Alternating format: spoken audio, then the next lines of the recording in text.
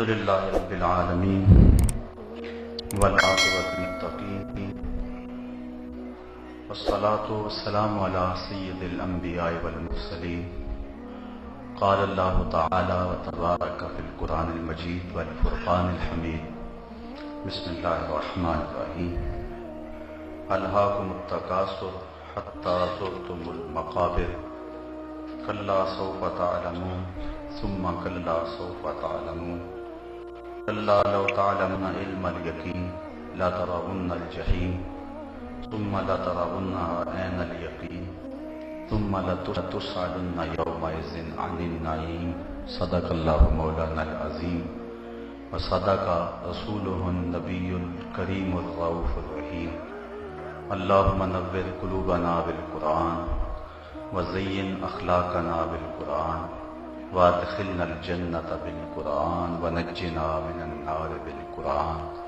قال اللہ تعالی وتبارک فی شان حبیبہ مخبرا وآمرا ان اللہ وملائکتہ یصلون علی النبی یا ایھا الذین آمنوا صلوا علیہ وسلموا تسلیما الصلاۃ والسلام علیک یا رسول اللہ وعلی آلک واصحابک یا محبوب رب العالمین۔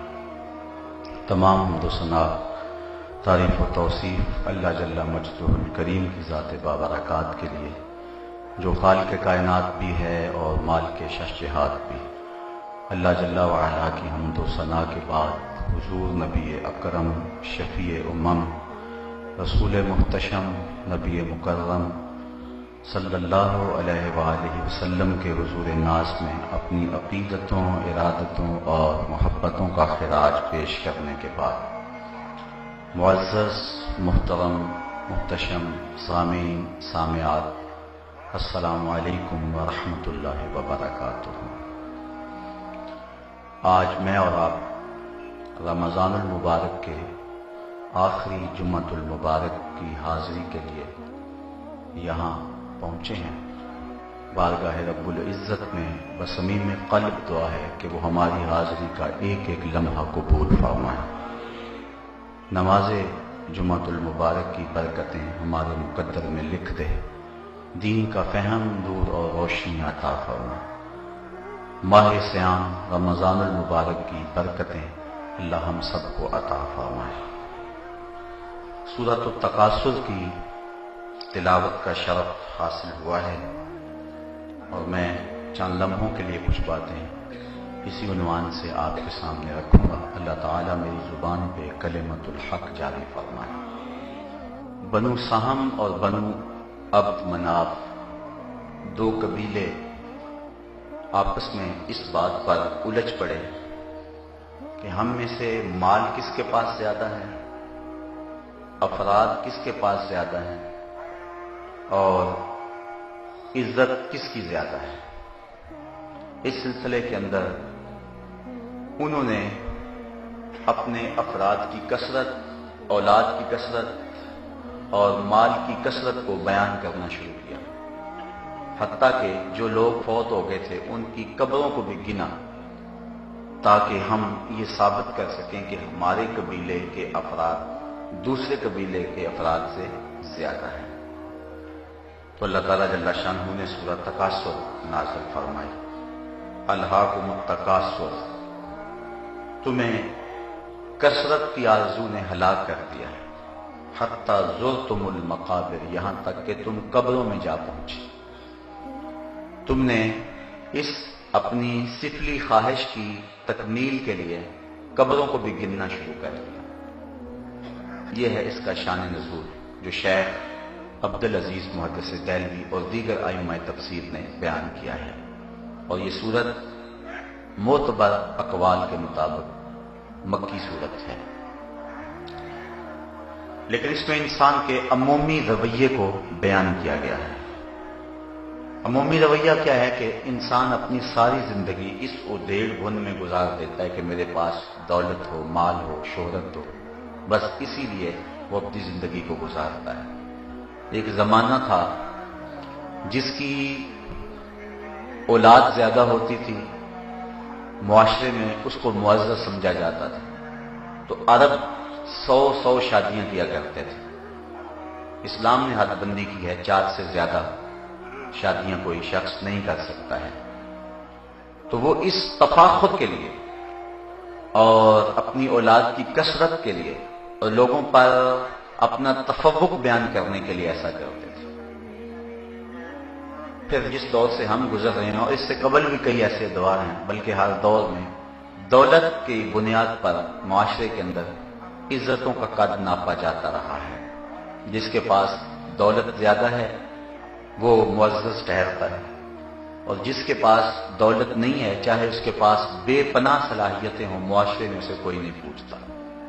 میرے عہد کے کسی شاعر نے کہا تھا کہ میری غربت نے اڑایا میرے فن کا مذاق، تیری دولت نے تیرے عیب چھپا رکھے۔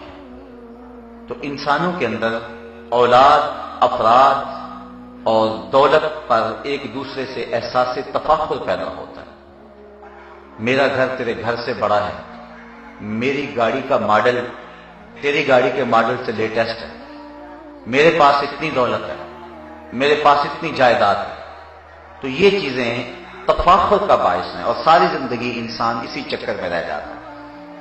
ساری زندگی کیا کیا پاپڑ نہیں بیلتا ہے اس حوالے سے۔ تو اللہ تعالیٰ نے انسان کی اس کج روی کی اصلاح کرتے ہوئے ارشاد فرمایا، الہاکم التکاثر، تمہیں کثرت مال کی طلب نے ہلاک کر دیا، حتی زرتم المقابر، یہاں تک کہ تم قبروں میں جا پہنچے۔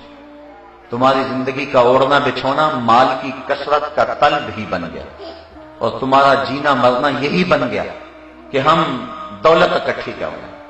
زندگی کا اصل مقصد جو ہے وہ تمہاری نظروں سے اوجھل ہو گیا۔ حضرت عبداللہ ابن عباس رضی اللہ تعالیٰ عنہ فرماتے ہیں، لاحق سے مراد ہر وہ چیز ہے جو مقصد حقیقی سے انسان کی نظر کو ہٹا دے۔ دولت کو جمع کرنے کی یہ آرزو، یہ وہ لاحق کام ہے جس نے انسان کو اس کے اصل مقصد سے ہٹا دیا۔ انسان کا اصل مقصد کیا تھا؟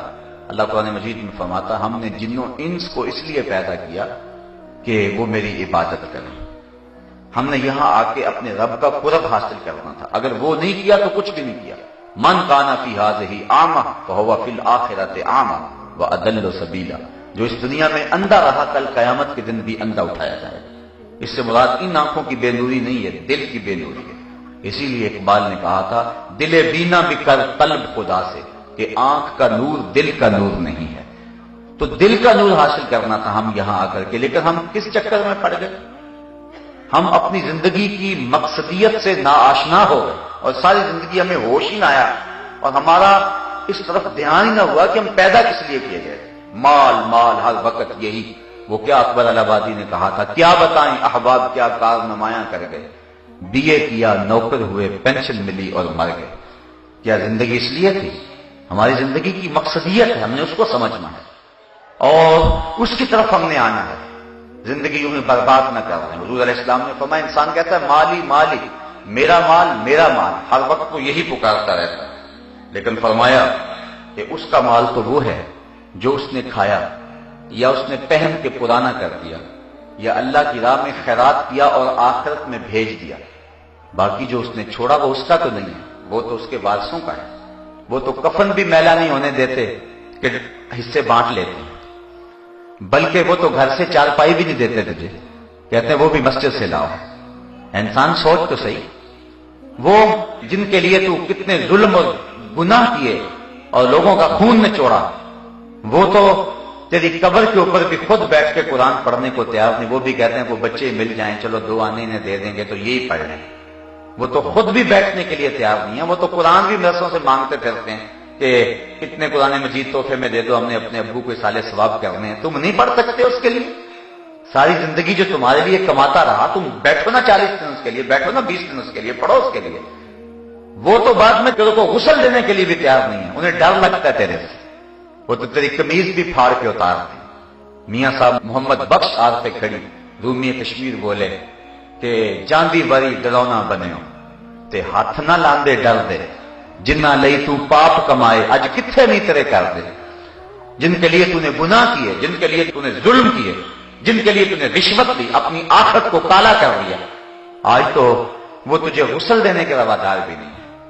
انسان غور کر، انسان سوچ، الہاکم التکاثر، تجھے کثرت طلبی نے ہلاک کر دیا. تیری وہ بھیڑ کون، تیری زندگی کا مقصد، تیری شب و روز کا وظیفہ یہی ہے، مال مال. صبح اٹھا کاروبار پہ بھاگ گیا، شام کو آیا کاروبار چھوڑا، لیکن پھر بھی کاروبار جاری رہتا ہے. سوتا ہے تو خواب وہی دیکھتا ہے. میں یہ نہیں کہتا کاروبار نہ کرو، لیکن یہ ہے کہ یہ بات ذہن میں رکھو کہ تمہیں تمہارے کاروبار کی وجہ سے رزق نہیں ملتا، تمہارا رازق تمہارا اللہ ہے.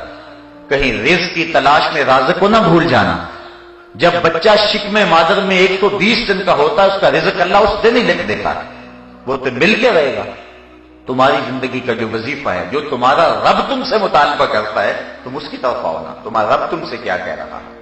تمہاری ہرس تو ساری زندگی پوری نہیں ہوگی. لاکھ پتی بنو گے تو سوچو گے کروڑ پتی بن جائے، کروڑ پتی ہو جاؤ گے تو سوچیں گے ارب پتی بن جائے، ارب پتی ہو جاؤ گے تو سوچو گے کھرب پتی بن جائے. بتاؤ کوئی جگہ ہے جہاں جو ہے وہ نشان لگا ہو کہ یہاں سے بندہ آگے نہیں جاتا؟ حضور فرمایا کہ اگر انسان کو ایک وادی دے دی جائے سونے کی بھری ہوئی، دو پہاڑوں کے درمیان جو جگہ ہوتی ہے اسے وادی کہتے ہیں، وہ سونے کی بھری ہوئی ہو، ایک شخص کو دے دی جائے، وہ آرزو کرے گا کہ میرے پاس ایسی ایک اور وادی ہو. اور کتاب الرقاق کے اندر امام بخاری نے ایک اور حدیث لکھی ہے، دو مل جائیں تو تیسری وادی کی آرزو کرے گا. یعنی اس کا پیٹ نہیں بھرتا، اس کی آنکھ نہیں بھرتا. اور حضرت شیخ صاحب فرماتے ہیں پیٹ تو بھر جاتا ہے، آنکھ نہیں بھرتی. اور رومی کہتے ہیں پوزائے چشم حریصاں پر نہ شد، تا صدف کانے نہ شد پر در نہ شد. حریص کی آنکھ کا پیالہ نہیں بھرتا جب تک وہ سیپ جو ہے وہ قناعت اختیار نہیں کر لیتا تو اس میں موتی نہیں آتے. انسان جب تک قناعت نہیں کرتا اتنی دیر تک اس کا دل غنی نہیں ہوتا، چونکہ جو غنا ہے وہ کثرت مال و زر سے نہیں ہے. حضور علیہ السلام نے فرمایا بے شک غنا تو دل کا غنا ہے. اللہ جس کے دل کو غنی کر دے، چاہے اس کے پاس کچھ بھی نہیں ہوئی تو وہ پھر بھی غنی ہے. اور جس کا دل غنی نہیں ہے وہ کروڑ پتی کھرب پتی بھی ہو جائے، نفس کی کمینگی نہیں جاتی. اس لیے انسان کہتا ہے کہ حل من مزید، مجھے اور ملے مجھے اور ملے. ساری زندگی کہتا ہے مالی مالی، میرا مال میرا مال، لیکن اس کا نہ پیٹ بھرتا ہے نہ آنکھیں بھرتی ہیں، اور ساری زندگی اسی طلب میں اجاڑ دیتا ہے. اور جو اس کی زندگی کا اصل وظیفہ تھا، جس لیے اللہ نے اس کو بھیجا ہے، وہ اپنی اس اصل زندگی کے مقصد سے ناآشنا رہتا ہے. تو ارشاد فرمایا الہاکم التکاثر، تمہیں کثرت طلبی نے ہلاک کر دیا. حتی زرتم المقابر، یہاں تک کہ تم قبروں میں جا پہنچے. تم قبروں کا رزق بن گئے، تم قبروں میں چلے گئے، تمہارا سب کچھ یہاں رہ گیا. امام ترمذی نے حدیث کی تخریج کی ہے کہ روزانہ قبر پکارتی ہے، انا بیت الغربہ وانا بیت الوحدہ وانا بیت التراب وانا بیت الدود. میں تنہائی کا گھر ہوں، میں کیڑے مکوڑوں کا گھر ہوں، میں مٹی کا گھر ہوں، اور میں غربت اور مسافرت کا گھر ہوں. روزانہ پکارتی ہے بندے کو، اور بندہ ہے کہ غافل زمین کے پیٹ پہ چلتا رہتا ہے اور ساری زندگی گزار دیتا ہے. جب موت آتی ہے پھر ہاتھ ملتا ہے، لیکن پھر ہاتھ ملنے سے کچھ نہیں ہوتا. قبل اس سے کہ وہ وقت آئے ابھی اپنی زندگی کو نیکی کا حسن اور جمال دے لیں. وقت پر کافی ہے، ایک قطرہ بھی آب خوش ہنگام کا جل گیا جب کھیت برسا تو پھر کس کام کا. پھر ہاتھ ملنے کا کیا فائدہ جب کچھ پلے نہ رہا. آنکھیں اس وقت کھلیں گی جب آنکھیں بند ہوں گی، لیکن اس وقت پھر کوئی فائدہ نہیں ہوگا.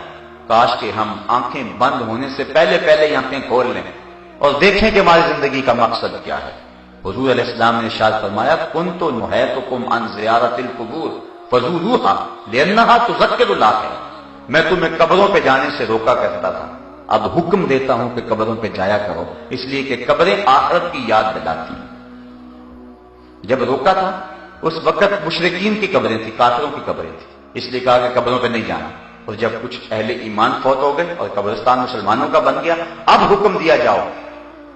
جب کافروں کی قبریں تھی منع کر دے. کنت نہیتکم، ایک زمانہ تھا میں تمہیں روکتا تھا کہ قبروں پہ نہ جایا کرو، لیکن اب میں حکم دیتا ہوں کہ تم قبروں پہ جایا کرو. کیوں؟ لأنہا تذکر الآخرہ، اس لیے تمہیں آخرت کی یاد آئے. ٹوٹی پھوٹی اور شکستہ قبروں کو دیکھ کر کے تمہیں سوچ آئے گی کہ ہم نے بھی یہاں آنا ہے. حضرت غوث اعظم شیخ عبد القادر جیلانی علیہ رحمہ فرماتے ہیں جاؤ جا کے ٹوٹی پھوٹی اور شکستہ قبریں دیکھو، اور جا کے قبرستانوں میں دیکھو کتنے کتنے حسینوں کی مٹی خراب ہو رہی ہے، جو اپنے بدن پہ ایک چٹکی مٹی بھی نہیں پڑنے دیتے تھے، آج ان کے کفن بھی تار تار ہو گئے۔ ٹوٹی ہوئی قبریں بھی تمہیں آخرت کی یاد دلاتی، اور مرصع قبریں بھی، یہ گنبد اور مزار بھی تمہیں آخرت کی یاد دلائیں کہ یہ لوگ بھی تو اس دھرتی کے واسی تھے۔ کیا ہوا ہے کہ ان کی قبر کے اوپر میلہ ہی ختم نہیں ہوتا ہے؟ آپ دریائے راوی کے اس پار آئیں تو جہانگیر کا مقبرہ ہے، جہاں دن کو بھی حسرتیں برستی ہیں، رات کو تو اندھیرا ہوتا ہی ہے، دن کو بھی آپ کو کوئی وہاں قرآن پڑھنے والا نہیں ملے گا، تاش کھیلنے والی ٹولیاں تو ملیں گی، وہاں جانوروں کی بھیڑیں پڑی ہوئی نظر آئیں گی، تمہیں لوگ وہاں گھومتے پھرتے نظر تو آئیں گے، لیکن وہاں کوئی ہاتھ اٹھا کے دعا مانگتا نظر نہیں آئے گا۔ یہ وہ مطلق العنان لوگ ہیں جن کے اشارہ ابرو پہ ہندوستان کی تقدیر لکھی ہوئی تھی، بلکہ زیب النساء بیٹی ہے جہانگیر کی، اس نے اپنے باپ سے چوری دیوان لکھا تھا، دیوان مخفی، اس کا اپنا شعر اس کے لوہے مزار پہ لکھا ہے، بر مزار ماں غریباں نہ چراغے نہ گلے، نہ پرے پروانہ سوزت نہ صدائے بلبلے۔ ہم غریبوں کی قبر پہ نہ کوئی چراغ جلانے آئے گا، نہ کوئی پھول ڈالنے آئے گا، نہ کوئی بلبل گیت گائے گا، اور نہ کوئی پروانہ پر جلائے گا۔ یہ جو مطلق العنان حکمران تھے یہ آج غریب بنے ہوئے ہیں، لیکن راوی کا کنارہ پار کر جاؤ، ایک لوہے مزار وہاں بھی ملے گی۔ یہاں تو لکھا ہے بر مزارے ماں غریباں نئے چراغے نئے گلے، اور وہاں لکھا ہے گنج بخشے فیض عالم مظہر نور خدا، ناکساں پیر کامل کاملاں را رہنما۔ ارے میں گسارو سویرے سویرے خرابات کے گرد پھیرے بپھیرے، کبھی اس طرف بھی گزر کر تو دیکھو، بڑی رونقیں ہیں فقیروں کے ڈیرے۔ دن کو چلے جاؤ یا رات کو، کڑکتی دوپہر میں چلے جاؤ یا برستی بارش میں چلے جاؤ، چھٹی کا دن ہو یا ورکنگ ڈے ہو، رت اور زمانہ کوئی بھی ہو، حکومت کسی کی بھی ہو، تمہیں جب بھی جانا نصیب ہوگا داتا کی چوکھٹ پہ ہجوم عاشقہ نظر آئے گا۔ ایک یہ لوگ ہیں اور ایک وہ لوگ کہ جن کی ٹوٹی اور شکستہ قبریں تمہیں عبرت دلاتی ہیں۔ یہ اس دنیا کی چھاتی کی زینت ہوا کرتے تھے اور یہ زمانے کا جھومر ہوا کرتے تھے، ان کے اشارہ ابرو پہ ہندوستان کی تقدیر لکھی ہوا کرتی تھی۔ جب بادشاہ تخت پہ بیٹھتا تو پیچھے پردہ ہوتا، ملکہ نور جہاں پیچھے بیٹھتی، کوئی فیصلہ نور جہاں کو اس کی محبوبہ بیوی کو نہ پسند ہوتا تو پیچھے سے کمر ٹھونکتی، بادشاہ اپنا فیصلہ تبدیل کر دیتا۔ جس کے ایک اشارے پہ ہندوستان کی تقدیر کے فیصلے ہوتے تھے، آج اس کی قبر پہ خاک اڑ رہی ہے، اور وہ فقیر، وہ گلیل پوش، وہ درویش، وہ راوی کے کنارے پہ بیٹھنے والا جس کا نہ کوئی قبیلہ تھا، یہاں نہ کوئی برادری تھی، نہ جس نے شادی کی، نہ جس کی اولاد تھی، اللہ اکبر، لیکن آج جائیں، دن کو جائیں، شام کو جائیں، رات کو جائیں، دوپہر کو جائیں، تمہیں کیسا منظر نظر آئے گا؟ سید حجویر مخدوم امم مرکدے و پیر سنجر را حرم۔ کہا میں تمہیں روکا کرتا تھا قبروں پہ جانے سے، لیکن اب حکم دیتا ہوں قبروں پہ جایا کرو، لِأَنَّهَا تُذَكِّرُ الْآخِرَةَ، تم وہاں جاؤ گے تو ان کی قبروں سے تمہیں آخرت کی فکر ملے گی، تمہیں آخرت یاد آئے گی۔ تو کہا الحاکم التکاثر حتی زرتم المقابر، کثرت طلبی نے تمہیں برباد کر دی، ہر وقت مال مال تمہاری زندگی کا مقصد بن کے رہے۔ حضور فرماتے ہیں ہر امت کا ایک فتنہ ہے، لیکن میری امت کا فتنہ مال ہے۔ بلکہ فرمایا حضور نبی رحمت صلی اللہ علیہ وسلم نے وَإِنِّي وَاللَّهِ مَا أَخَافُ عَلَيْكُمْ أَن تُشْرِكُوا بَعْدِي، فرمایا اللہ کی قسم کہ میں اس بات سے نہیں ڈرتا کہ میرے بعد تم شرک کرو۔ حضور نے تاکید کے ساتھ اور قسم کے ساتھ فرمایا وَإِنِّي وَاللَّهِ، اور بے شک مجھے قسم ہے میرے رب کی، مجھے اللہ کی قسم ہے کہ ما اخاف علیکم ان تشرکوا بعدی، کہ میرے بعد تم شرک نہیں کرو۔ یہ مولوی کا دماغ خراب ہو گیا کہ امت کو مشرک بنا رہا ہے۔ سوچیں، یہ بخاری شریف کتاب الرقاق کی روایت ہے، اس کو بار بار پڑھیں، امت کو مشرک نہ بنائیں اور شرک و کفر کے لوٹے بھر بھر کے امت پہ نہ ماریں، یہ ظلم نہ کریں امت پہ۔ حضور کے بھولے بالے غلاموں کو شرک کا دھبا اور داغ نہ لگائیں امت، ڈریں قیامت کے دن سے جب ہر شے کھل کے سامنے آ جائے گی، کیا جواب دیں گے اللہ کے سامنے؟ اگر کوئی مزار پہ چلا جاتا ہے تو حضور احد کے شہیدوں کے مزارات پہ نہیں جایا کرتے تھے؟ حضور نے وہاں ممبر بچھوا کے باز نہیں کیے ہیں؟ عجیب سی کہانی ہے۔ امت کے اوپر شرک کا الزام نہ لگاؤ، امت مشرک نہیں ہو سکتی، اور یہ میں نہیں کہہ رہا، یہ آمنہ کا لال فرما رہا ہے۔ اور حضور اس کو تاکید کے ساتھ فرما رہے ہیں کیونکہ حضور کو علم تھا کہ میری بھولی بالی امت کو لوگ مشرک کہیں گے. حضور نے فرمایا وَإِنِّي وَاللَّهِ مَا أَخَافُ عَلَيْكُمْ أَن تُشْرِكُوا بِي، فرمایا مجھے قسم ہے اس رب کی، اللہ اکبر، مجھے قسم ہے اللہ کی، میرے بعد تم شرک نہیں کرو گے، مشرک نہیں ہوگے. حضرت موسیٰ علیہ السلام کوہ طور پہ گئے، 40 دن کا اعتکاف تھا. 40 دن ساری توجہ اللہ کی طرف لگائے رکھی اور امت سے توجہ ہٹا لی. 40 دن کے بعد جب واپس پلٹے تو امت بچڑے کو پوج رہی تھی، شرک میں مبتلا ہو گئی تھی. معلوم ہوا نبی کی توجہ امتی سے ہٹ جائے تو امتی حق پر قائم نہیں رہ سکتے. نبی کی توجہ ہٹی، وہ امت جنہوں نے فرعون کو ڈوبتے ہوئے دیکھا تھا، پانی میں آخری وقت ہاتھ جوڑتے ہوئے آمنت برب موسیٰ، میں موسیٰ کے رب پہ ایمان لاتا ہوں، اسے دیکھا تھا، لیکن وہ بچڑے کو پوجنے لگے. قوم کا ایک کثیر حصہ شرک میں مبتلا ہو گیا. نبی کی توجہ جب امتی سے ہٹ جائے تو امت پر حق پر قائم نہیں رہ سکتی. حضور میں میرے بعد قسم ہے تم مشرک نہیں ہوگے. مطلب کیا؟ نہ میں توجہ ہٹاؤں گا نہ تم شرک میں مبتلا ہو. ہر وقت میری نگاہ کرم تمہارے اوپر پڑتی رہے گی اور میرا فیض تمہیں ملتا رہے گا، گنبد خضرا سے نور نکلتا رہے گا اور تمہارے من روشن ہوتے رہیں گے. تو کہا مجھے اس بات کا کوئی ڈر نہیں، اللہ کی قسم مجھے اس بات کا کوئی ڈر نہیں ہے کہ میرے بعد تم شرک کرو گے. وَلَٰكِنِّي أَخَافُ عَلَيْكُمْ أَن تَنَافَسُوا فِيهَا، ہاں یہ ڈر ہے مجھے کہ میرے بعد تم دنیا دار بن جاؤ گے. اور آج ہم دنیا دار بنے ہوئے ہیں، اٹھنا بیٹھنا چلنا پھرنا، ہم دین سے دور ہٹے ہوئے ہیں. آئیے اس صورت کا نور حاصل کیجیے اور اپنے من میں اجالے کیجیے. أَلْهَاكُمُ التَّكَاثُرُ حَتَّىٰ زُرْتُمُ الْمَقَابِرَ كَلَّا سَوْفَ تَعْلَمُونَ، کہا ان قریب تم جان جاؤ گے، ان قریب تمہیں پتہ چل جائے گا. آج آنکھیں نہیں کھلی تو کل ضرور کھلیں گی، جب آنکھیں بند ہوں گی تو پھر کھلیں گی آنکھیں. ثم کلا سوف تعلمون، کیوں نہیں، ہاں تم ضرور جان جاؤ. یہ دوہری تاکید ہے. پہلے تاکید فرمائی تم جان جاؤ گے، پھر کہا تم ضرور جانو گے، پھر فرمایا کلا لو تعلمون علم الیقین، تمہیں یقینی علم ہو جائے گا. یہ تیسری تاکید ہے. یہ اللہ تعالیٰ کی شفقت ہے کہ لوگوں کو ڈرا رہا ہے تاکہ وہ باز آ جائیں. بار بار ڈرایا جا رہا ہے. حضرت عبداللہ ابن عباس رضی اللہ تعالیٰ عنہ فرماتے ہیں کلا سوف تعلمون سے مراد قبر ہے، ثم کلا سوف تعلمون سے مراد جو ہے وہ آخرت ہے کہ تم قبر کو بھی جان جاؤ گے اور آخرت کو بھی جان جاؤ گے. حضرت ذر بن حبیش رضی اللہ تعالیٰ عنہ فرماتے ہیں کہ ہمیں اس بات میں شک تھا کہ قبر کا عذاب ہوگا کہ نہیں، لیکن جب یہ آیت کریمہ اتری تو حضرت علی المرتضیٰ نے فرمایا کہ اس سے مراد قبر ہے، تو ہمیں یقین ہو گیا اور ہمارا شک جاتا رہا. تو فرمایا کلا سوف تعلمون، ان قریب تم جان جاؤ گے. آج تمہیں نہیں پتا ہے، تمہیں پتا چل جائے تو راتوں کی نیندیں اچاٹ ہو جائیں. حضور فرمایا لو تعلمون ما اعلم لذهبتم قليلا ولبكيتم كثيرا، جو میں جانتا ہوں اگر تم جان جاتے تمہارے چہروں پہ مسکراہٹیں نہ ہوتی، تم روتے رہتے. بڑا سخت مرحلہ ہے جو آنے والا ہے. کلا سوف تعلمون، ان قریب تم جان جاؤ گے. ثم کلا سوف تعلمون، ہاں تم ان قریب جان جاؤ گے.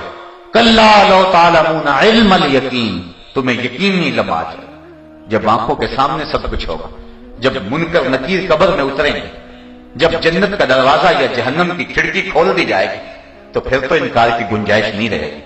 پھر جان جاؤ گے، پھر پچھتاؤ گے. کاش کوئی چیخ کے کہتا تھا اس کی آواز سن لیتے اور اپنی زندگی کو نیکی کا نور دے لیتے، لیکن پھر اس وقت کا پچھتانا سوائے حسرت کے بڑھانے کے اور کچھ نہیں ہوگا. اس لیے آج وقت، آج موقع ہے. اس دن تو جب نامہ اعمال کھلیں گے تو ایک ایک چیز لکھی سامنے آ جائے گی. بندہ کہے گا ما لہذا الکتاب لا یغادر صغیرۃ ولا کبیرۃ الا احصاها، ہائے اس کتاب کو کیا ہو گیا، اس نے چھوٹی بڑی ہر شے لکھ دی، لیکن پھر ہاتھ ملنے سے کچھ نہیں ہوگا. آج موقع ہے، آج زندگی ہے، آج لے ان کی پناہ، آج مدد مانگ ان سے. کل قیامت کو نہ مانیں گے اگر مان گے. علماء لکھتے ہیں قیامت کے دن تو نیکوکار بھی پچھتائیں گے. بدکاروں کا پچھتانا تو سمجھ میں آتا ہے، نیکوکار کیوں پچھتائیں گے؟ جب اپنے اچھے اعمال کی جزا دیکھیں گے تو پچھتائیں گے، ہائے جو چند لمحے ضائع کر دیے وہ بھی کیوں برباد کر دیے، وہ بھی اللہ اس کے رسول کے راستے میں گزار دیے ہوتے. لیکن پھر پچھتانے سے کوئی فائدہ نہیں ہوگا. آج ہم موقع ہے اپنی زندگی کو حسن دے لیں. لَتَرَوُنَّ الْجَحِيمَ، تم ضرور ضرور جہنم کو دیکھ کے رہو گے. ایک وقت آئے گا کہ تم جہنم کو دیکھ، کافر بھی دیکھے گا، مومن بھی دیکھے گا. کافر دیکھے گا کہ اس میں رہے گا، اور مومن پل صراط سے ضرور گزرے گا. کوئی بجلی کی تیزی کی طرح گزر جائیں گے، کوئی گھوڑے کی رفتار کی طرح، کوئی دوڑنے والے شخص کی طرح، کوئی پیدل شخص کی طرح. تو جہنم کو ایک بار سب نے دیکھنا ہے. بلکہ ایک حدیث میں آتا ہے جس کو بھی اللہ جنت میں بھیجے گا اس کو جہنم ضرور دکھائے گا تاکہ اسے پتا چلے جنت کی قدر کیا ہے. اور جس کو جہنم میں بھیجے گا ایک بار جنت کا نظارہ ضرور دکھائے گا تاکہ وہ دیکھ لے کہ اگر میں نیکی کی راہوں پہ چلتا تو یہ باغ میرے لیے ہوتے. اور پھر اس کی حسرت اور عذاب بڑھ جائے گا اس کے دیکھنے سے. تو کہا ثم لترون الجحیم، تم ضرور ضرور جہنم دیکھو گے. ثم لترونها عین الیقین، اس کو یقینی آنکھ سے دیکھو گے. یہ نہیں ہے تمہیں یقین ہو جائے گا واقعہ جو ہمارا رب ہمیں کہتا تھا وہ سب کچھ موجود ہے. تو قبل اس سے کہ وقت آئے، وہ لمحے آئے، تو اپنی زندگی کو اچھائی کا حسن دے لیں. ثم لتسألن یومئذ عن النعیم، اس دن ایک ایک نعمت کے بارے میں تم سے سوال کیا جائے گا. وہ کون کون سی نعمتیں ہیں؟ اللہ اکبر. اللہ تعالیٰ فرمائے گا میں تیرے جسم کو صحت نہیں دی تھی اور تجھے ٹھنڈا پانی نہیں دیا تھا. نبی رحمت صلی اللہ علیہ وسلم سے پوچھا گیا حضور نعمتیں کیا ہیں؟ تو فرمایا کہ مکانوں کے سائے، یہ جو سائبان تنا ہوا ہے، اس سائبان کا سایہ جو ہے ٹھنڈے سائے ہیں، گھنے سائے ہیں، درختوں کے سائے ہیں، اور ٹھنڈے اور تازہ پانی ہے. اور بعض نے کہا کہ نعمت سے مراد جو اللہ تعالیٰ عطا فرمائے گا، جو جس کے بارے میں سوال کیا جائے گا وہ کیا ہے؟ کہا نعمت سے مراد اللہ تعالیٰ نے انسان کو جو اعضاء دیے گئے ان کی نعمت کے بارے میں سوال ہوگا. آنکھ کے بارے میں سوال ہوگا، تیری آنکھ میں بجلیاں بھری تھی تو نے اس کو غلط راہ پہ استعمال کیوں کیا؟ تیرے کانوں میں ہم نے نغمے رکھ دیے تھے، کتنی شنوائی کی طاقتیں رکھی. ہم نے تیرے پاؤں میں چلنا رکھا تھا، تیرے ہاتھوں کو پکڑنا دیا تھا، تیری زبان کو بولنا دیا تھا. نعمتوں کے بارے میں سوال، ہمیں قدر نہیں ہے نعمتوں کی. یہ بظاہر جو ہماری نعمتیں اللہ تعالیٰ نے ہمیں دی گئی ہیں، اگر ایک نعمت چھن جائے، یہ تو کسی نابینے سے پوچھو نا کہ آنکھیں کیا ہوتی ہیں، کسی بہرے سے پوچھیں کہ کان کیا ہوتے ہیں. ہمیں نہیں پتا ان نعمتوں. ایک دنیا کا امیر ترین شخص ہوا ہے اوناسس، یونان کے اندر جہازوں کا اس کا کام تھا. دنیا کے امیر ترین جو 10-12 لوگ ہیں ان میں اس کا نام بڑا نمایاں ہے. اس کو ایک بیماری لگ گئی. کیا بیماری لگی؟ کہ اس کی آنکھوں کے یہ جو کپوٹے ہیں ان کے پٹھے کام کرنا چھوڑ گئے، اور اب اس کی آنکھ اپنی مرضی سے کھل نہیں سکتی تھی. جب اس نے آنکھ کھولنی ہوتی ڈاکٹر سلوشن ٹیپ لگا دیتا اور وہ آنکھ کھولتا، اور جب آنکھ بند کرنی ہوتی تو وہ اتارتا تو آنکھ بند ہو جاتی. ہمیں پتہ ہی نہیں ہے کہ یہ کتنی بڑی نعمت اللہ نے لگائی. ایٹومیٹک سسٹم لگایا ہوا، ادھر سے تنکا اڑا ادھر سے آنکھ بند ہو گئی. یہ اللہ تعالیٰ نے ایک سسٹم ہمیں دیا ہوا، ہمیں پتہ ہی اس کی قدر کا علم ہی نہیں ہے. کتنی بڑی دولت ہے. کسی نے اوناسس سے پوچھا کہ زندگی کی سب سے بڑی آرزو کیا ہے؟ اس نے کہا کاش اپنی آنکھیں اپنی مرضی سے کھول سکوں. کہا اس کے لیے کوئی دولت لگانی پڑے تو کتنی لگائے گا؟ کہا ساری دولت جھونک دوں گا، کاش کہ اپنی مرضی سے اپنی آنکھیں تو کھول سکوں. تو ہمیں پتہ ہی نہیں ہے. ہمارے ایک دوست ہیں، ان کے منہ میں جو لعاب آتا ہے اس کی مقدار کم آتی ہے. اللہ تعالیٰ نے یہ بھی ایک نعمت رکھی ہے. بنیادی طور پہ وہ ٹیچر ہیں، لعاب کے کم آنے کی وجہ سے بولنا مشکل ہے، اور اس کا اثر یہ پڑا نظام انہضام میں خرابی، کیونکہ یہ قدرتی ایک چیز ہے جو نظام انہضام میں مدد دیتی. اور تیسرا آنکھوں کی بینائی، ایک آنکھ کی بینائی تو بالکل ختم ہونے کے قریب اور دوسری بھی متاثر ہے. اب ہم سمجھتے نہیں یہ کتنی بڑی دولت ہے. ہم کہتے ہیں یہ بار بار تھوک آ رہا ہے، لیکن یہ دولت ہے، اللہ نے ہمیں عطا کی ہے. آنکھوں کے پپوٹے دولت ہیں. تمہارے اندر دل رکھا گیا ہے، تمہارے سر میں دماغ رکھا گیا ہے. ماہرین کہتے ہیں اگر ایک انسانی دماغ کا کمپیوٹر تیار کیا جائے تو نیو یارک شہر سے بڑا ایک شخص کے دماغ کا کمپیوٹر بنے. اتنی بڑی دولت ایک انسان کو دیا، چاہے وہ بکریاں چرا رہا ہے اس کو بھی یہ دولت دی ہوئی ہے. کبھی انسان نے سوچا کتنا کرم کیا اس نے؟ ثم لتسألن یومئذ عن النعیم. اللہ ایک ایک نعمت کے بارے میں قیامت کے دن تم سے سوال کرے گا. ایک ایک نعمت کے بارے میں پوچھا جائے گا. وہ نعمت کیا ہے؟ بعض نے کہا عزائے بدنی ہے، بعض نے کہا گنے سائے ہیں، بعض نے کہا ٹھنڈا پانی ہے، بعض نے کہا یہ پھل ہیں جن سے درختوں کی شاخیں لدی ہوئی ہیں، بعض نے کہا کہ اس سے سمع اور بصر مراد ہیں، آنکھوں اور کانوں کی طاقتیں مراد ہیں، بعض نے کہا کہ ان نعمتوں سے مراد تخفیف شریعت ہے، اللہ تعالیٰ نے شریعت کو جو آسان بنایا ہوا وہ ہے، یعنی شریعت پہ عمل کرنا ہمارے اوپر مشکل نہیں ہے۔ فیشن کے طور پہ ہم کہتے رہے کہ دین پہ چلنا بڑا مشکل ہے تو یہ الگ بات ہے، آج کل فیشن بنا ہوا ہے نا، ہر شخص کہتا ہے جی دین پہ چلنا بڑا مشکل ہے۔ میں کہا کرتا ہوں، بار بار کہتا ہوں، میاں تیرے لیے دین پہ چلنا مشکل ہے یا بلال حبشی کے لیے مشکل تھا؟ تو مسجد میں آتا ہے تو قالین بچھا ہوا ہے، اے سی چل رہے ہیں، سردیوں میں آتا ہے تو گرم پانی دستیاب ہے، اندر ہیٹر سلگ رہے ہیں، تیرے لیے دین پہ چلنا مشکل ہے یا جنہوں نے تپتی ہوئی ریت پہ سجدے کیے اور اوپر سے تیروں کی بارش ہو رہی تھی ان کے لیے دین پہ چلنا مشکل ہے؟ تجھے سجدہ کرنا مشکل ہے یا کربلا کے ریگزار میں حسین ابن علی کا سجدہ مشکل تھا؟ انہوں نے تو نہیں کہا تھا کہ دین پہ چلنا مشکل ہے، وہ تو سجدے میں سر جھکا اور ہاتھ اٹھا کہہ رہے اللہم رضن بے قضائے کا، اللہم رضن بے قضائے کا وصبرن علی بلائے کا سبحان ربی العالی، اے اللہ تیری تقدیر پہ راضی ہو گئے، جو دکھ آئے قبول کیے، میرے مالک حسین تیرے پہ راضی ہے، تو بھی بتا تو بھی حسین پہ راضی ہے کہ نہیں؟ انہوں نے تو شکوہ نہیں کیا۔ حضرت عثمان غنی رضی اللہ تعالیٰ عنہ کو کچی کھال میں لپیٹ کے دھونی دی گئی کہ تم نے اسلام کیوں قبول کیا؟ انہوں نے تو نہیں کہا تھا کہ دین پہ چلنا مشکل ہے۔ حضرت بلال حبشی رضی اللہ تعالیٰ عنہ کے ساتھ کیا سلوک نہیں کیا گیا؟ جسم میں میخیں ٹھونکی گئی، زبان پہ کوئلے رکھے گئے، چھاتی پہ پتھر رکھے گئے، گلے میں رسی ڈال کے مکے کے بازاروں میں گھسیٹا گیا، نوکیلے کنکنوں پہ ڈال کے کھینچا گیا، تپتے ہوئے کوئلوں پہ رکھا گیا، چکی پسوائی گئی، بلال حبشی کو کوڑے مار رہے ہیں لیکن بلال آگے سے ہنس رہے ہیں۔ کسی نے کہا بلال یہ تو ہنسنے کا موقع نہیں ہے، تم ہنس رہے ہو۔ بلال کہنے لگے تم بازار میں جاتے ہو نا مٹی کا برتن خریدنے، تو اس کو بھی ٹھونک ٹھونک کے دیکھتے ہو کہیں کچا تو نہیں ہے، اس کی آواز تو ٹھیک ہے؟ کہا میرا مالک بلال کو خرید رہا ہے، دیکھ رہا ہے کہیں بلال کچا تو نہیں ہے۔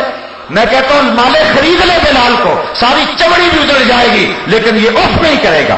زخم پہ زخم کھا کے جی، خون جگر کے گھونٹ پی، آہ نہ کر لبوں کو سی، یہ عشق ہے دل لگی نہیں۔ یہ پیار کی بات ہے، یہ محبت کی کہانی ہے۔ عاشق یوں ہی تو نہیں بنتا، ہم سارے عاشق رسول ہیں لیکن ہمارے لیے داڑھی رکھنا بھی بوجھ بنا ہوا ہے۔ عاشق ہر کوئی آکھے پر عاشق بنتا مر کے، زہر پیالہ کوئی نہیں پیندا پر عاشق پیندا بھر کے۔ تو بلال حبشی نے کتنے دکھ سہے۔ شاہ ابی طالب کی گھاٹی کے اندر لوگوں نے چمڑے کو جلا جلا کے اس کی خاک کو پانی میں ملا کے پیا، اور انہوں نے نہیں کہا تھا کہ دین پہ چلنا بڑا مشکل ہو گیا ہے۔ انہوں نے نہیں کہا تھا جن کی پیٹھ پہ کوڑے مارے گئے، انہوں نے نہیں کہا تھا جن کو اونٹ کی دونوں ٹانگوں سے باندھ دیا گیا اور پھر اونٹوں کو ہانکا لگایا اور جب جسم چرا سرخ سرخ خون کے قطرے گرے، تاریخ نے بتایا جب تک زبان بولتی رہی یہ شخص کہتا رہا فزت برب الکعبہ، کعبے کے رب کی قسم زندگی کی بازی جیت گیا۔ لوہے کی کنگھیوں سے جسم چھیدے گئے، سر پہ آڑا رکھ کے پاؤں تک چیر دیا گیا لیکن انہوں نے اف تک بھی نہیں کہی۔ انہوں نے نہیں کہا تھا کہ دین پہ چلنا مشکل ہے۔ ہم شور کر رہے ہیں دین پہ چلنا بڑا مشکل ہے، دین پہ تو چلنا ہی بڑا آسان ہے۔ حضور نے تو کوئی مشکل چیز ہمارے اوپر لازم ہی نہیں کی۔ فرمایا میرا جی چاہتا ہے کہ تمہارے اوپر مسواک کو لازم کر دوں لیکن ڈرتا ہوں کہ امت مشکل میں نہ پڑ جائے، اس لیے ہر نماز کے ساتھ لازم نہیں کروا رہا۔ یہ تخفیفات شریعت یہ اللہ تعالیٰ کہ انعام ہے اور ان کے بارے میں قیامت کے اندر پوچھا جائے گا۔ اتنی آسان شریعت دی تھی ہم نے، تم نے پھر بھی عمل نہ کیا۔ پچھلی شریعتیں دیکھو، اگر کپڑا گندا ہو جاتا ہے کپڑا کاٹ دو، کپڑا کاٹنا پڑتا تھا، دھونے سے پاک نہیں ہوتا تھا۔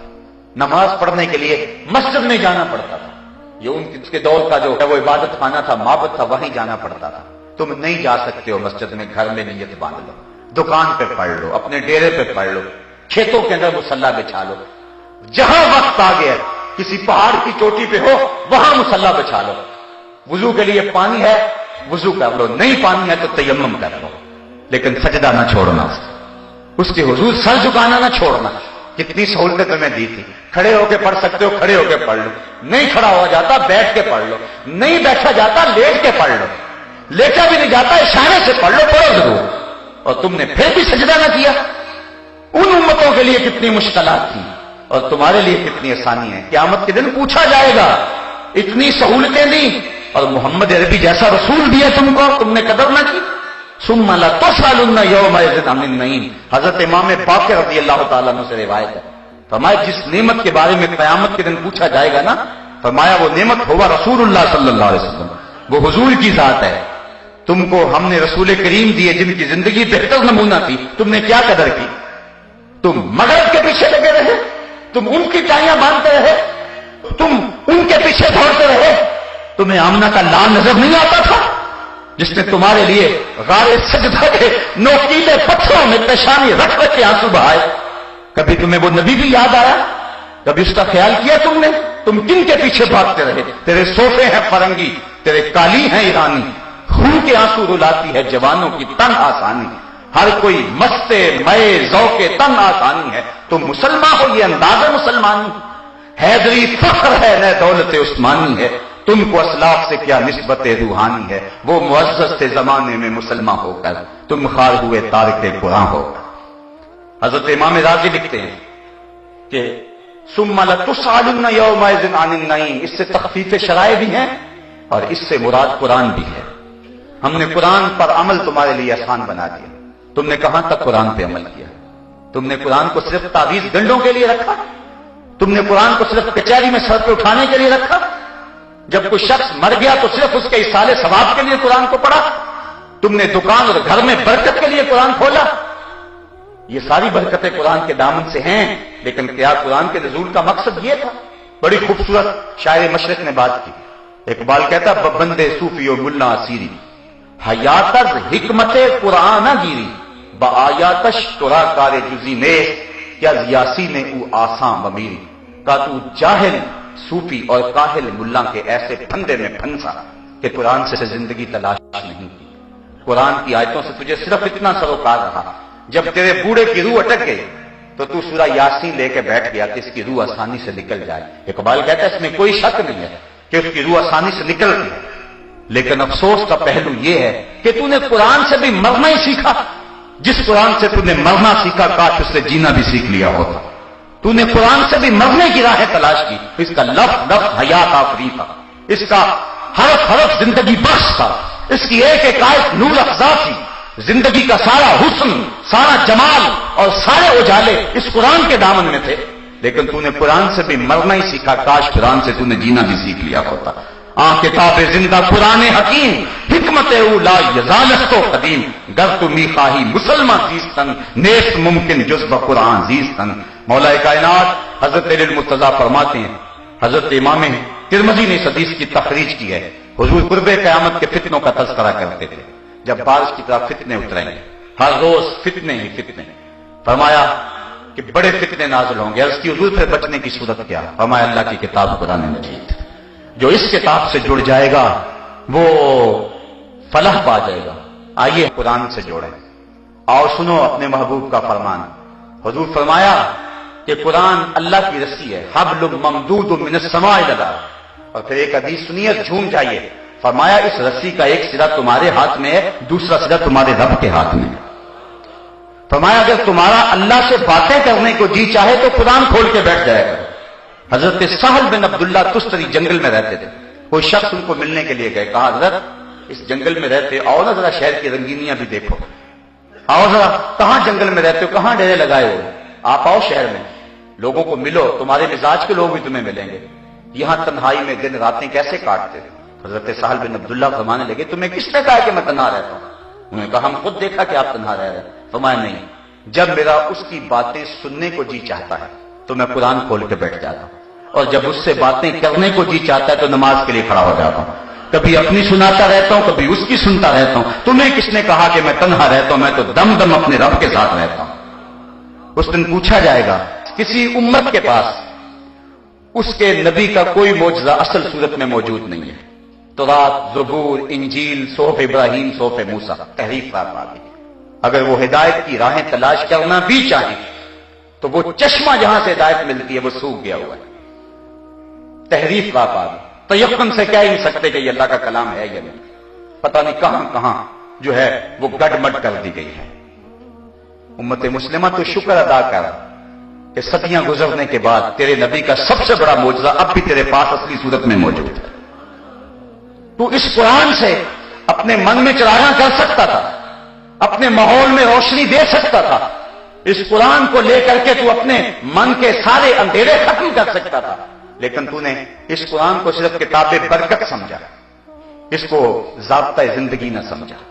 تیری کچہریوں میں قانون اور جاری رہے، تیرے گھر کے اندر علاقائی رسمیں رہے، تیری شادی کے اندر ہندوانہ رسمیں رہے، تیری زندگی کا سارا تانا بانا جو ہے وہ کوئی علاقائی رسموں سے اور کچھ تیری خواہش سے اور کچھ تو نے مغرب چب لینا شروع کر دیا۔ قرآن کو تو نے پسے پش ڈال دیا، کہا یہ قرآن اللہ سے شکایت کرے گا، قرآن کہے گا مالک انہوں نے مجھے پسے پش ڈال دیا تھا، اور رسول بھی اللہ کی بارگاہ میں کہے گا کہ انہوں نے قرآن کو چھوڑ دیا تھا، پھر کیا جواب دو گے؟ تو کل قیامت کے دن جو ہے وہ جو سوال ہوں گے ان میں سے قرآن کا سوال ہوگا۔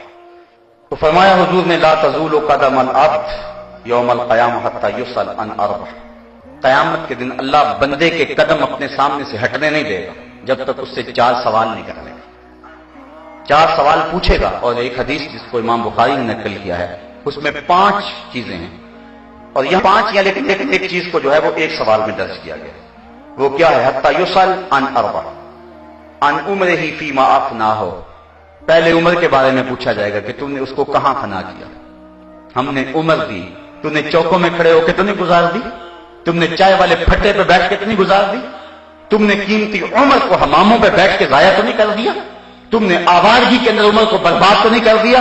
عمر کے بارے میں پوچھے گا، یہ میری نعمت ہے، تم نے میری اس نعمت کی کیا قدر کی، اس نعمت کی کیا قیمت ڈالی تم نے، اس عمر کو کہاں گزارا تم نے، اس امت کو آوارگی کے ساتھ تم نے کہاں برباد کر دیا۔ ایک ایک سوال کرے گا۔ وَعَنْ شَبَابِهِ فِيمَا أَبْلَاهُ، جوانی کے بارے میں پوچھے گا۔ جوانوں، یہ سوال قیامت کے دن رب پوچھے گا، اور یہ بخاری کی حدیث ہے، حضور فرمایا اتنی دیر تک اللہ تعالیٰ اپنے سامنے سے بندے کو ہٹنے نہیں دے گا جب تک یہ سوال ضرور پوچھنا دے گا کہ جوانی کہاں گزاری، مجنوں تو نہیں بن گیا تھا، دنیا کی محبت میں گرفتار تو نہیں ہو گیا تھا، تیری نظر بدکاری تو نہیں کرتی تھی، تیرے خیال بہک تو نہیں گئے تھے، تیری سوچیں آوارہ تو نہیں ہوگی تھی، تو جوان ہو کے رب کے حکموں کو توڑتا تو نہیں تھا، تیری جوانی کی دین کو ضرورت تھی، کابل میں لوگ لٹ رہے تھے، کندھار میں کافرے لٹ رہے تھے، تیری بہن آتیہ صدیقی رو رہی تھی، جیل کی دیواروں سے سر پٹ رہی تھی اور رو رو کے چیخ کے کہہ رہی تھی ہمیں چھڑا لو، ہمیں کافروں کے بیٹوں کی مائیں بننا ہم سے گوارا نہیں ہو رہا ہے۔ تم نے ان کی مدد کو پہنچے، تمہیں محمد بن قاسم اور تمہیں شہاب الدین غوری اور تمہیں صلاح الدین ایوبی کی زندگی کا باپ پن اور حسن اور جمال کیوں نظر نہ آیا؟ تم نے اپنی زندگی کہاں گزاری؟ تم اپنی ہی بہنوں بیٹیوں کو دیکھے ریچھوں کی طرح ناچتے رہے، تم نے اپنی ہی نظروں کو گندا کرتے رہے، تم پارکوں اور چوکوں اور بازاروں اور کالجوں کے دروازوں پر کھڑا ہو کے جوانی گزار دی۔ کل کیا جواب دو گے اپنے رب کے سامنے؟ تمہاری جوانی کی ضرورت تھی محمد عربی کو، تمہاری جوانی کی ضرورت تھی غزہ کی پٹی میں پستے ہوئے لوگوں کو، تمہاری جوانی کی ضرورت تھی جو ہے وہ ان لوگوں کو جو دین کی قدروں کو پامال کر رہے تھے، ان کا گلا دبوچنا تھا تم نے۔ کہاں تم نے جوانی گزاری؟ صاحبو، یہ کل قیامت کے دن پوچھا جائے گا۔ میں اور آپ تیاری کر لیں، اگر مجھے میری جوانی کے بارے میں پوچھا گیا تو میں سوچ لوں میں نے کیا کہنا ہے، اور اگر آپ کے پاس جوانی کے لمحے ہیں اور آپ سے پوچھا گیا سوچ لیں آپ نے کیا کہنا ہے۔ اگر آوارگی میں گزاری ہوئی تو پھر کیا جواب دیں گے؟ لیکن اگر جوانی کسی ڈھب کے کام پہ لگ گئے تو پھر نظریں تو جھکی ہوں گی، رب کے سامنے اٹھیں گے تو نہیں نظریں، لیکن کہیں گے مالک تیرے قرآن کی نوکری کرتے رہے، اس جوانی میں ہم نے تیرے دین کا کام کیا، اس جوانی کے اندر راہ حق کے مسافر رکھے، تو اللہ اتنی دیر تک بندے کے قدم اپنے سامنے سے ہٹنے نہیں دے گا جب تک اس کو یہ سوال نہیں کر دے گا کہ تو نے اپنی جوانی کہاں گزاری۔ وَأَنْ مَالِهِ مِنْ أَيْنَ اكْتَسَبَهُ وَفِيمَ أَنْفَقَهُ، اور اتنی دیر تک اللہ دولت مند کو اپنے سامنے سے نہیں ہٹنے دے گا جب تک یہ نہیں پوچھے گا کہ یہ مال کمایا کہاں سے تھا، غریب کا خون تو نہیں نچوڑا تھا، رشوت تو نہیں لی تھی، جھوٹی قسموں سے سودا تو نہیں بیچا تھا، ذخیرہ اندوزی تو نہیں کی تھی، کسی کا حق کا مال تو نہیں کیا تھا۔ اللہ پوچھے گا تو نے یہ مال کیسے کمایا، اس کے ذرائع کیا تھے؟ اگر ذرائع اچھے ہوئے تو بندہ کہے گا مالک میں نے ان ہاتھوں سے مزدوری کی ہے۔ حضور فرماتے ہیں القاسب حبیب اللہ، ہاتھ سے کمائی کرنے والا اللہ کا محبوب ہے۔ اگر ذرائع ٹھیک ہوئے تو کہے گا مالک میں نے تجارت کی ہے، حضور فرماتے ہیں التاجر الصدوق مع الانبیاء یوم القیامہ، قیامت کے دن سچا تاجر نبیوں کے ساتھ اٹھایا جائے گا۔ پھر چوتھا سوال، وفیما انفقہ، صرف کمانا ہی کام نہیں ہے، خرچ کہاں کیا؟ اللہ تللو میں تو نہیں اجاڑا۔ آج بڑی ڈھینگ ماری جاتی ہے، میں 10 لاکھ روپیہ مری خرچ کرایا، میں نے بیٹے کی شادی کی ہے 5 لاکھ کی آتش بازی کر دی، اتنے پیسے میں نے الیکشن پہ لگا دی، اتنے پیسے میں نے فلاں جگہ خرچ کر دی، یہ میرے کوٹھی کا گیٹ دیکھو یہ 10 لاکھ روپے کا بنا ہے۔ اللہ تعالیٰ فرماتا ہے یقول اہلکت مالا لبدا، سورۃ البلد ہے، کہتا ہے میں نے بڑا مال خرچ کیا، میں نے یہاں لگا دیا، میں نے یہاں لگا دیا، اور گمان کرتا ہے کہ میرے اوپر کسی کا بس نہیں چل سکتا۔ اللہ فرماتا ہے کہ کوئی نظر تجھے دیکھ رہی ہے، تیرا سارا حساب لکھا جا رہا ہے، اور انسان اگر تو خود دیکھتا، الم نجعل لہ عینین ولسانا وشفتین وہدیناہ النجدین، ہم نے تجھے آنکھیں نہیں دی، ہم نے تجھے ہونٹ اور زبان نہیں دیے، تو کبھی دیکھتا؟ تو نے مال اتنا لگا دیا آتش بازی پر، 5 لاکھ روپے کے تو نے اپنے بیٹے کی شادی پہ آتش بازی کی ہے، تیری گلی کے دوسرے کونے پر بیوہ کی یتیم بچیاں گھر کی دہلیز پہ بوڑھی ہو رہی ہیں، تجھے وہ نظر نہ آئے؟ تو نے 10 لاکھ روپے جو ہے وہ خرچ کر دیا ہے جا کے مری میں، اور اس پہ ڈھینگے مارتا پھرتا ہے، تجھے نانے شبینہ کو ترستے ہوئے لوگ نظر نہ آئے؟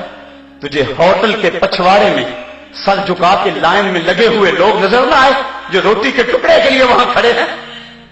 تمہیں گھروں میں برتن مانجتی ہوئی عورتیں نظر نہ آئی؟ تجھ کو یتیم، لاچار، دکھی، مجبور، مساکین، اراملہ یہ نظر نہ آئے؟ تجھے عید کے دن بھی پاپڑ بیچتے بچے نظر نہ آئے؟ تو نے معصوم بچوں کو بسوں میں کنڈکٹروں کے دھکے کھاتے ہوئے پانی بیچتے ہوئے دیکھا، اور تجھے اس کا خیال نہ آیا؟ تجھے عید کے دن بھی غبارے بیچتے ہوئے بچے نظر نہ آئے؟ تجھے ہسپتالوں کی لاوارث وارڈوں کے اندر دوائی کے لیے ترستے تڑپتے مریض نظر نہ آئے؟ اللہ نجعل لہ عینین، تجھے کسی نے نہیں بتایا تھا، ہم نے خود آنکھیں نہیں دی تمہیں، ولسانا وشفتین، تجھے زبان بھی دی تھی، چل خود نہیں کر سکتا کسی کو تو کہہ سکتا تھا، کسی کو تو توجہ دلا سکتا تھا، تجھے زبان دی ہے، 2 ہونٹ دیے، کیا مقصد ہے اس کا؟ تو نے برباد کر دیا، پوچھا جائے گا ان چیزوں کے بارے میں، سوال ہوگا تو نے مال کہاں خرچ کیا؟ عید کے دن کلیجہ پھٹتا ہے، ایک طرف ہم عید کی خوشیاں منا رہے ہوتے ہیں، اور ایک طرف غریبوں کے بچے روٹ کے بیٹھے ہوتے ہیں، اتنے پیسے دو گے تو ہم گھر سے جائیں گے۔ بچے تو بچے ہوتے ہیں، اور تو کھیلنے کو چاند بھی مانگ لیتے ہیں۔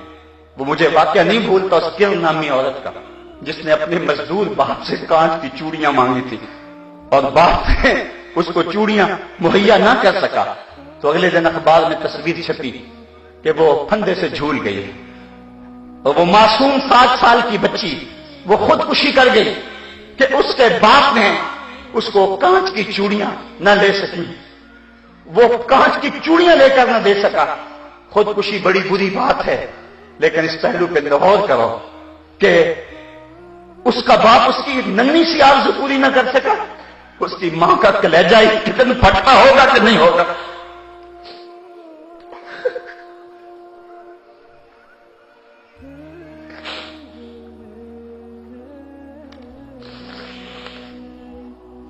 اعلی نسل کوٹھیوں میں رہنے والوں، غریبوں کی جھونپڑیوں کو بھی دیکھو، بڑی بڑی کاروں میں گھومنے والوں، ان پیدل چلتے لوگوں کے دکھوں کو بھی سمجھو، اپنے گھروں میں گھی کے چراغ جلانے والوں، ان لوگوں کو بھی دیکھو جو نان شبینہ کو ترستے ہیں، رات کو جن کے گھر میں چولہا روشن نہیں ہوتا۔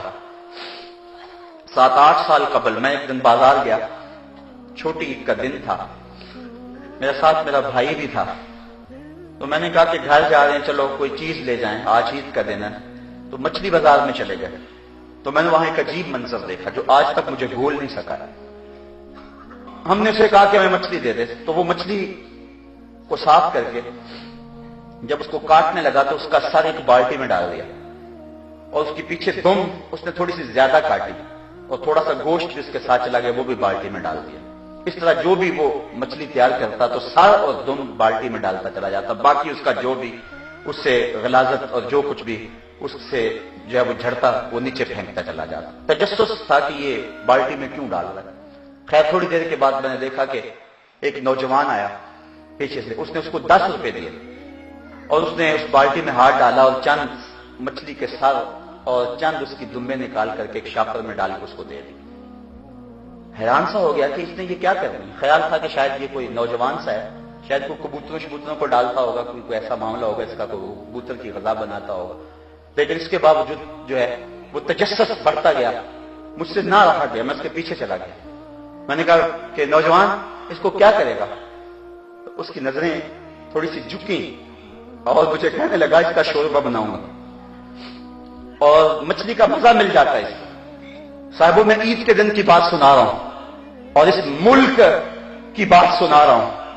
جب اس ملک کے اندر لوگ ایسی زندگی عید کے دن بھی گزاریں گے تو پھر وہ پاک سرزمین شاد باد کا نعرہ تو نہیں لگائیں گے، وہ تو حکمرانوں کے گریبان نوچنے کو آئیں گے، وہ تو امیروں کے گھر دیکھ کے خوش نہیں ہوں گے، وہ تو کہیں گے ان محلات کو آگ لگ جائے جو ہم غریبوں کے لیے نان شبینہ بھی میسر نہیں ہے۔